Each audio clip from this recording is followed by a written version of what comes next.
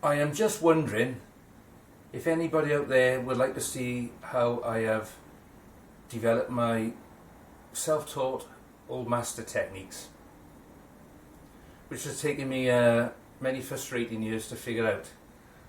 When I was 24 years old, I recklessly gave up a good job and I rented a basement studio in Old Cwmbran. And it wasn't long before I began to struggle, and I was forced to diversify into a graphic art type of business, and instead of starving to death.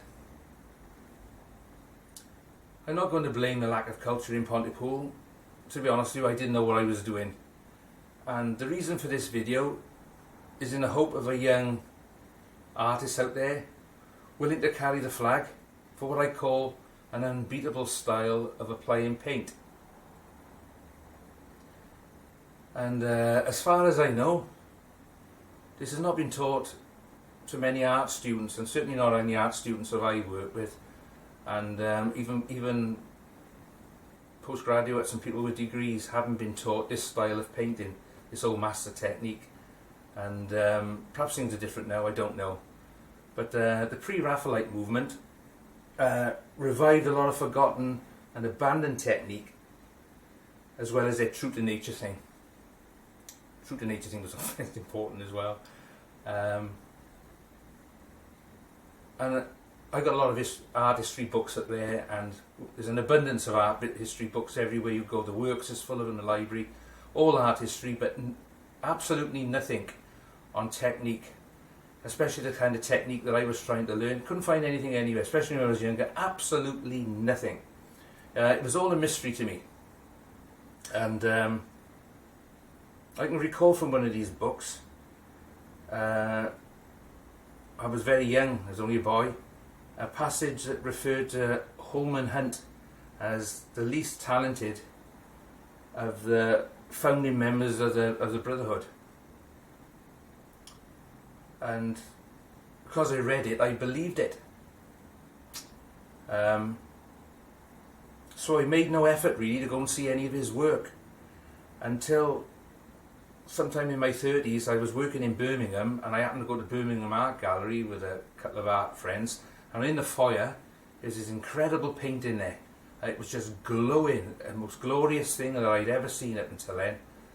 And the painting was called The Finding of the Saviour, or The Finding of the Saviour in the Temple, I think it was. And it depicted a 12-year-old boy, Jesus, a 12-year-old Jesus talking to the elders or the rabbis, and it was all the different expressions, which is a wonderful painting in itself, the way the Holman Hunt handled all the expressions of the debate that was going on between them. And I can remember the gown or the robes that this 12-year-old boy had on. You could see the threads in it. It was an amazing picture. But what really jumped out at me was the intensity of the colours. I'd never seen anything quite like it. I thought it was the lighting, or he'd used special paint. I couldn't figure it out. But it absolutely bowled me over. And I'd learnt enough by then to know that you can't get colours like that, the vibrancy of your colours, no matter how expensive your pigments are or where you got your tube of paint from, just by squirting it out of a tube. It just doesn't happen like that. Well, another artist at the time, from Yorkshire way, was John Atkinson Grimshaw. Now he was, that's a northern name in itself, isn't it? And he could do similar. And I've seen some of his paintings and I began to admire him, thinking here was a guy out in the sticks, struggling in isolation, who had figured it all out. And to my sort of letdown, he turned out to be a friend of Whistler's. Well, Whistler did a different type of painting anyway, more of an impasto, impressionist type of thing. Although he did different things with Whistler's mother, of course, and that. But but he knew the Raphaelites. In fact, he was a Raphaelite anyway, as far as I know. So they all knew how to do it. It's not just painting glazes over undercoats, which I'll explain in the next post. It's too much for this one now. I want to talk to you about this. And I'll explain how I found that out. But before I go any further, I'm not trying to make out I'm a Holman Hunt, but I have picked up a few tricks, because I've been a professional artist virtually all my life. My beard is not a million miles from Holman Hunt, mind, is it? Certainly coming on. You haven't out here, any a big red beard, you know. But anyway, it's getting there. But that's not my ambition. Let me just tell you a little something about art writers, because they had a lot of influence on me and sort of messed me up a bit. And my advice is to ignore them. Make up your own mind. Most of them are not artists anyway. I've never even tried to do any art, you know. And I think the best way of, I like jazz, and the best way to try and understand jazz is to try and play it. And I think it's the same with this thing. Have a go. I appreciate you won't spend 6 minutes or 6 seconds in front of a picture when you go to an art gallery. You get a lot more out of it. There's a lot of rubbish old masters out there, mind, a lot of mass-produced stuff. There's masters and masters, you know. I used to think everything was all black and, you know, but go to a Raphaelite exhibition and see the way the colours are handled, or to Italy. Oh, it's wonderful. And I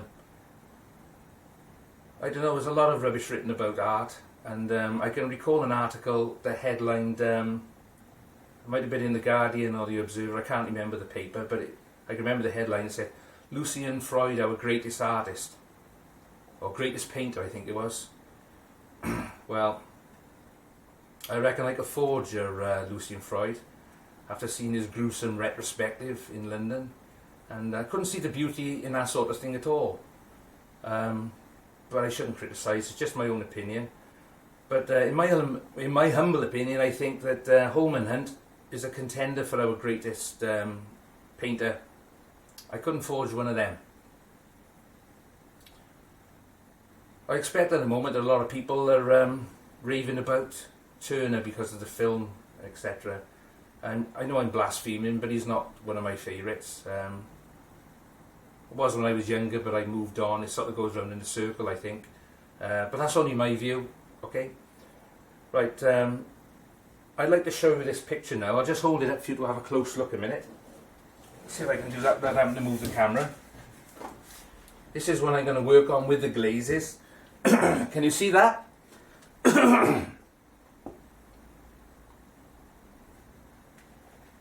Okay, just stick it back down a minute. Now that's as far as I can take the paint in. I'll give a quick recap of what I've done before. Built it up in washes first, just raw umber and titanium white. There they are, Michael Harding colour, can't get no better than that. I tried to buy Michael Harding colours for years, and I was putting bids in on eBay in America and all sorts. Didn't realise he's only 4 miles down the road. Got a factory down there in Springvale. World famous paint maker. Small world. I couldn't buy him there, mind. I had to travel 13 miles the other way because he wouldn't sell them to me. I had to go to a shop. But anyway, these are absolutely fantastic colours. Truly recommend them. Titanium white, raw umber is the first. The titanium white takes the intensity completely out of the colour of the raw umber. But you can't avoid that up to now because you've got to get the canvas covered. So I've used a light to dark technique for this part, and for the window, like a watercolour technique, light to dark the other way around. Okay, so so that's the first. So get this as far as you can. Don't move on it to do the best possible job you can with raw umber and titanium white. That's an opaque white, a different white to zinc white.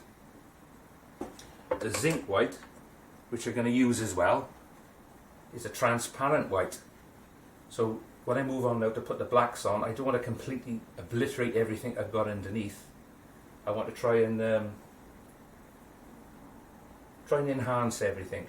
So I've decided, try to plan the colours out on the next move now. This is only the blacks that I'm doing now, so I'm going to use 3 different blacks. I'm going to use a cold black for down in the corners and around here, say up in the roof, and maybe in this corner and under the windowsill. And the coal black will be ultramarine blue, raw umber and zinc white. Okay. The other black that I'm going to use will be a warmer black, because Sarah stood in the light of this window. I've got a few different light sources to cope with here. Got the main window coming straight down through, illuminating the dress and the face from this side here. You've got another window here highlighting the back of her hair, that's why I just highlighted the back there, because we've got this extra light source, but not so strong as that one. And we've got these uplighters as well, so I'm going to be putting some orange uplighters shining up here and illuminating a little bit up there. So the shadow I wanted around the back of here, I wanted a warm shadow, because it's reflecting back what's inside the cathedral. Except for down in the flowers, I'll be put right down inside the flowers. I'll be putting a cold black, and as it comes out, the black will get warmer. For the warmer black, I'm going to use burnt umber, lamp black, and Indian yellow. Now the Indian yellow is a very expensive colour. It is made from cows in India being fed on mango leaves, and they boil the urine down and makes a very intense pigment. It's very expensive. No need to go to all that expense, because all you need is a half a ton of mango leaves, a bucket and a nursing home. It's a very intense colour. Only use a little bit of it. It's just to warm the black up. So I'll just tell you that again. The black for that, the warm black, is going to be lamp black, burnt umber, Indian yellow. And it'll make a type of olivey black, a warmer black.